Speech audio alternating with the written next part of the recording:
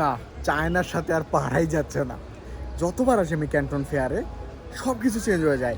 গতবার আমি যেই প্রোডাক্টগুলো দেখছি এইবার ক্যান্টন ফেয়ারে চোখেই পড়তেছে না, সব চেঞ্জ, আপডেট।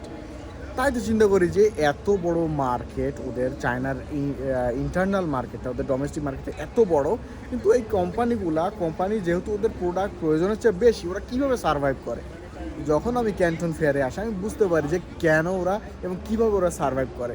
আসলে ওরা সবসময় পড়ে আছে ইনোভেশনের প্রতি, নতুন জিনিস তৈরি করা।